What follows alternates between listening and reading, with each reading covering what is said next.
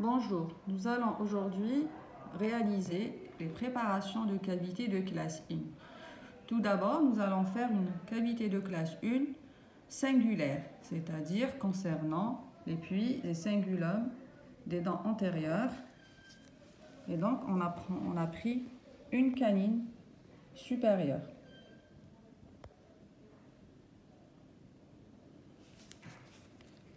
Nous allons procéder à la première étape qui est la trépanation.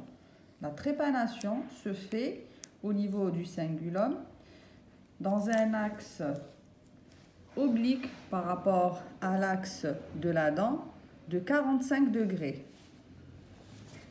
Donc l'axe d'ouverture se fait en orientant la fraise de 45 degrés par rapport à l'axe de la dent. Elle se fait au niveau du cingulum. Donc, avec une fraise boule montée sur contre-angle, j'oriente ma fraise comme ceci. 45 degrés par rapport à l'axe de la dent.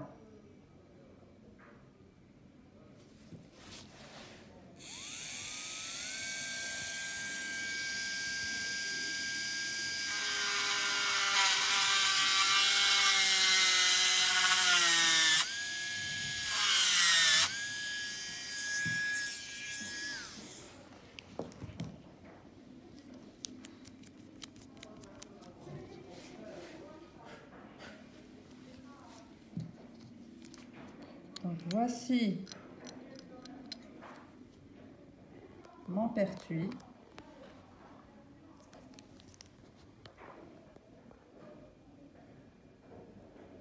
Dès que la tête ou la partie active de la fraise rentre, on s'arrête. C'est juste la trépanation. Nous n'avons pas encore besoin d'élargir ou d'augmenter le diamètre de la cavité. Il s'agit de réaliser une cavité cylindrique, donc circulaire au niveau de l'entrée et circulaire au niveau du fond, avec une fraise fissure. Nous allons procéder à l'élargissement de la cavité. Toujours dans le même axe de la trépanation, c'est-à-dire que ma fraise est toujours orientée de 45 degrés par rapport à l'axe de la dent.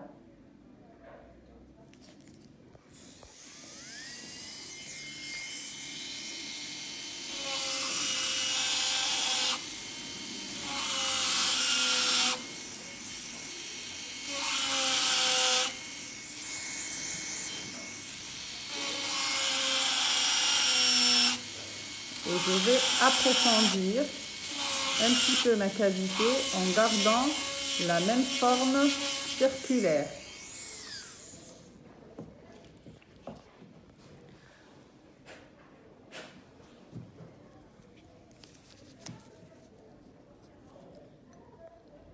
Voilà, les bords sont bien arrondis. Une profondeur de 2 mm me permet de retenir le matériau de restauration.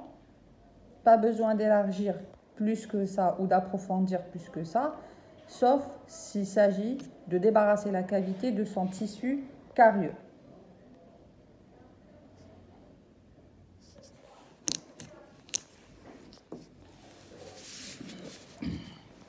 Donc la forme de notre cavité, la forme finale de notre cavité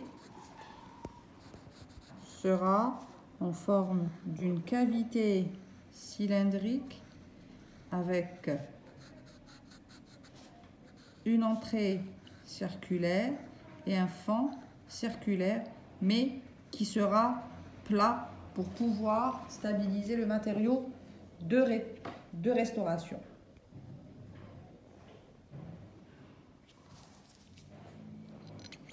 Donc, première étape, trépanation. Deuxième étape, élargissement et préparation de cavité. Et dernière étape, c'est les finitions. Lors de cette étape, il faut vérifier que le contour de la cavité est régulier.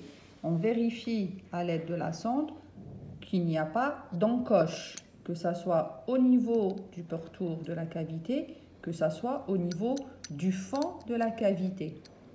On peut utiliser une fraise cône renversée pour aplanir le fond et augmenter la rétention.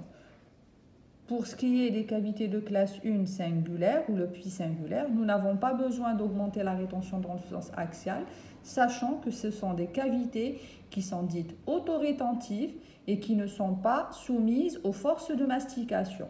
Donc le problème de la rétention ne se pose pas. Je vais prendre ma fraise fissure toujours et je vais essayer de régulariser la cavité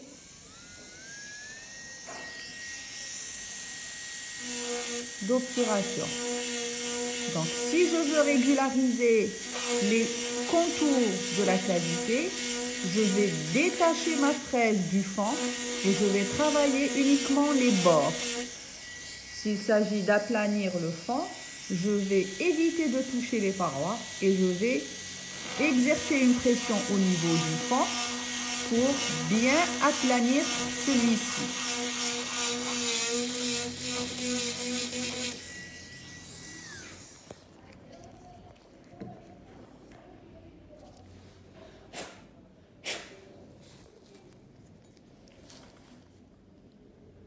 Donc voici ma cavité terminée, cavité circulaire avec des bords réguliers et un fond bien plat.